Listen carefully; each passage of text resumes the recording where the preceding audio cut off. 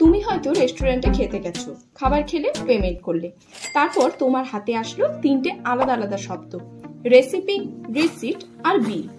এই তিনটের মধ্যে পার্থক্য বোঝো তো, নাকি একসাথে গুলিয়ে ফেলো? চলো শুরু করা যাক। রেসিপি শব্দটা শুনলেই মাথায় কি আসে?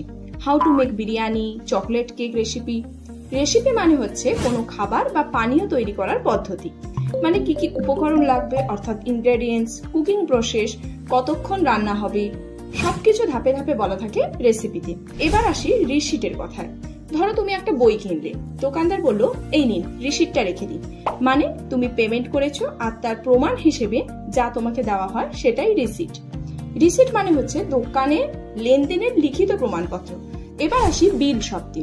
ধরো তুমি রেস্টুরেন্টে খেতে গেছো, তুমি খাবার খেলে, ওয়েটার এসে বললো স্যার হিয়ার ইজ ইউর বিল, মানে তুমি এখনো পেমেন্ট করোনি, তোমাকে বলা হলো এই নিন কত টাকা দিতে হবে তার হিসেব।